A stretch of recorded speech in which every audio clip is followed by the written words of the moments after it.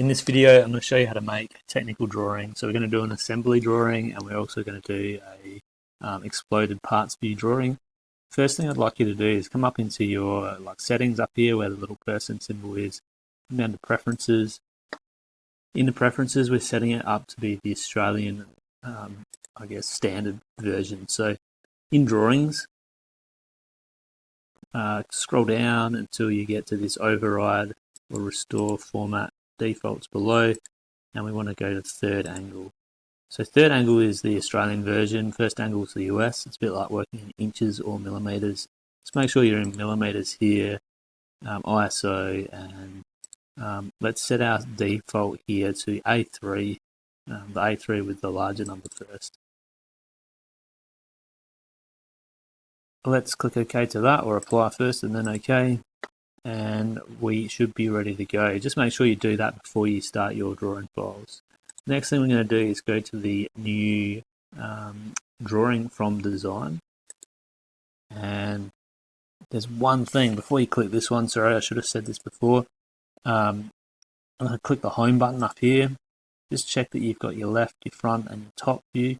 If you don't, orientate your work so it's looking at the front. A good way of doing that is to use this look at button here, and then click the look at this face. If it's gone upside down like mine, use the arrows here to spin it around, and then we're going to right click and go set current view as front. That will solve any problems when it comes to the orientation of the drawing as we move forward. The other thing I'm going to do is go to camera settings and go to orthographic. That'll just help us draw this a little bit. We want this completely closed. The best way to do that is to find that last joint that you put on.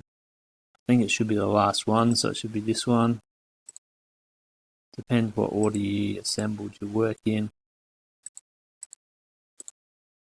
Let's unhide the joints here. I can see it now, it's the little flag at the back. I'm going to go to 0 and enter just with my keyboard. Then I can hide that joint again. Now we're ready to do these drawings. So back to the new drawing from design. We've already got it set to A3 and we've got all our settings right, so we click OK. And this should show everything together. So this drawing should show our project with the lid closed, and there's a particular way of setting this out. So it's defaulted to 1 to 10 the view. I'm going to try 1 to 5, which should give me a bigger project. That looks pretty good as far as the scale.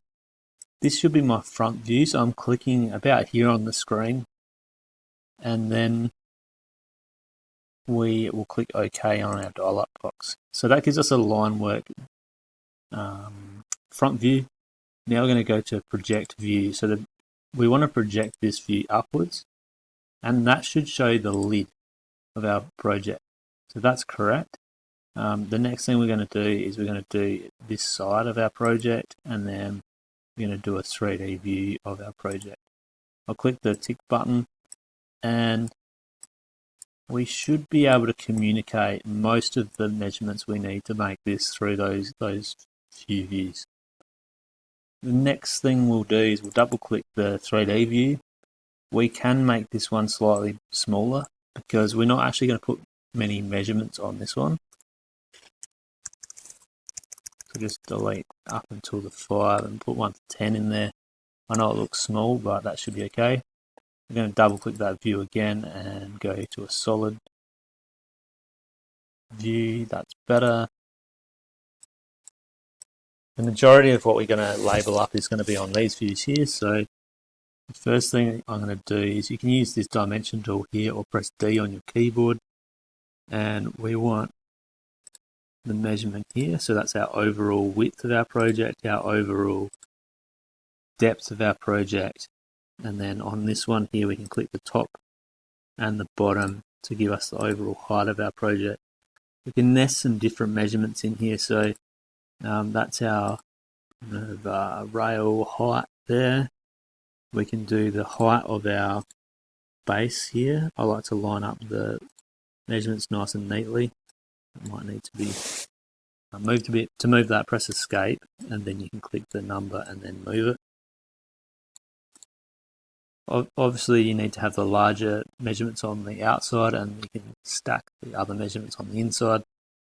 This one here, sometimes it doesn't fit particularly well, but it just depends where we can nest these in.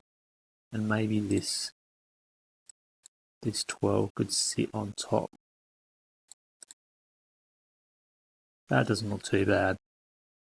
The remainder kind of is what this would be, the difference between all of these, and this would be the remainder for the lid, but we could put one last measurement in there. Maybe we'll move that over to this one just so it's not so cluttered. What we are going to try and avoid is putting measurements in the middle like this. It just looks really daggy, it just doesn't read very well. If you put something in the wrong spot, press escape, click the number and press delete, and it will disappear for you.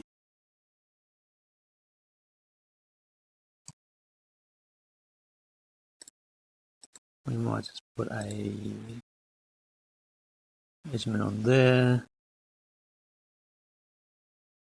So we've got everything that we need on this one on here. We've already got the overall size. I think this bottom is exactly the same as the top. 492, so you don't need a duplicate there. We can click and delete that one.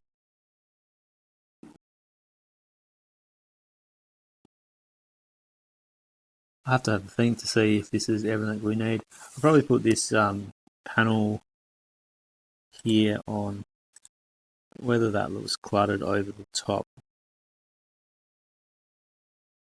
It still reads not too badly. You can move that down maybe.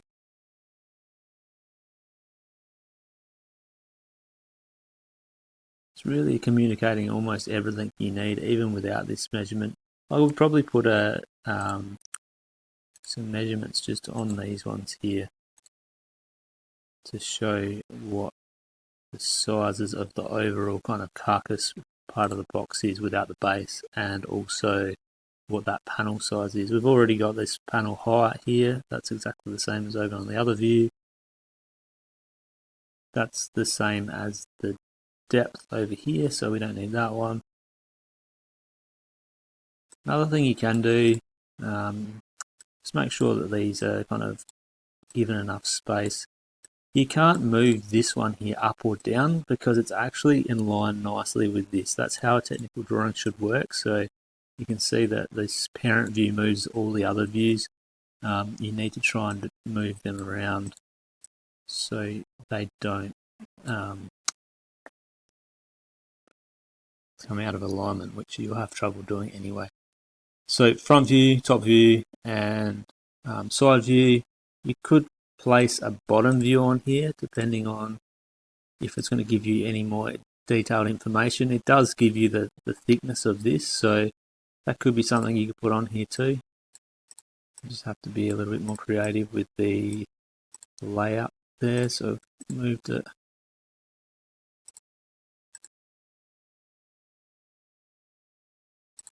So that shows me that.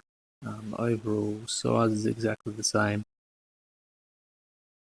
I'm going to click this one here and move it up. Detailed view, so if I click the detailed view button and scroll into this one and click where I want the detailed view, click where I want the center of the detailed view, and then pan out like that and then place the detailed view over here. We can change the scale of the detailed view, so I'll go 1 to 2 just to show you what we achieved by doing this.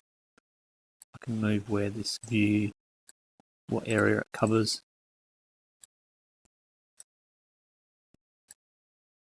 And from that, we can put on some different measurements like this. So I'm going to move the label down below. I can draw the measurement. That is not what I want. Let's try again. So D for dimension. I want that line and that line. So that shows me it's a 42 by 19 millimeter board. We've got a 9.5 millimeter cut on here. It might be a better location to put this 12 millimeter and also the 36 for the lid thickness. So that's a lot of detail that I had over here. then now I can delete off of this one.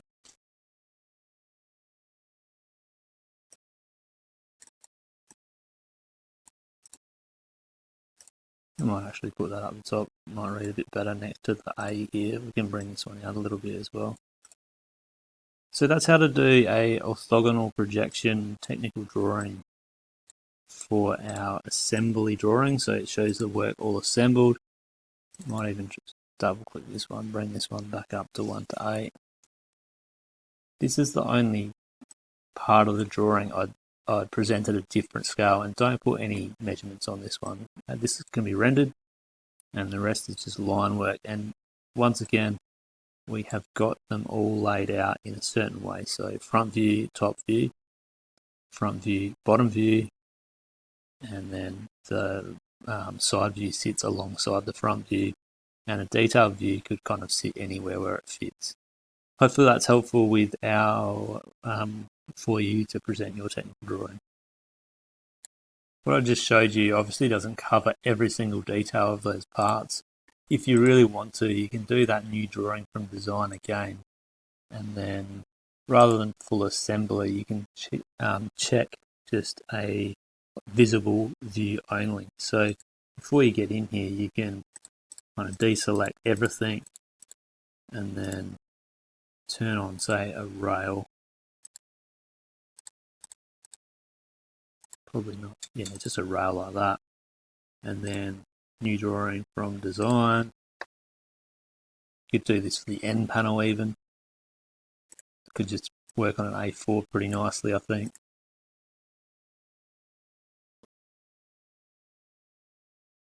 And always takes a little while at this point.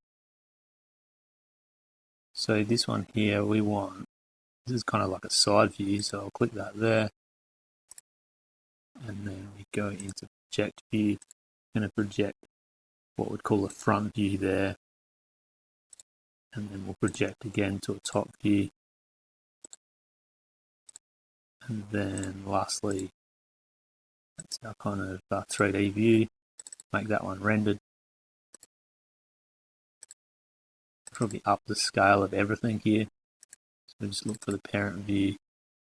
1, 2, 3. And then we would dimension that up. So like I showed you in the last video, or sorry, just a minute ago, we put a detailed view on here and bring that over. Make this like 2 to 1. I don't even know what I just did. I accidentally hit enter. So 2 to 1. Then we can dimension this up. So that'll be 42. This will be 19. This is the overall length. We can show how this sits in the middle here. That's not what I wanted, but we can put that here to show the depth. And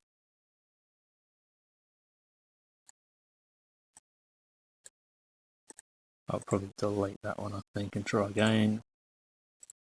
That's looking better. And the measurement on that 3mm too. So I want to arrange this a little bit better.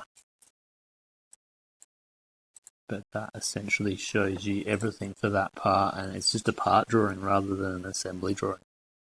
You could do this for every part, but this drawing here shows you enough to be able to assemble it when you're in the workshop.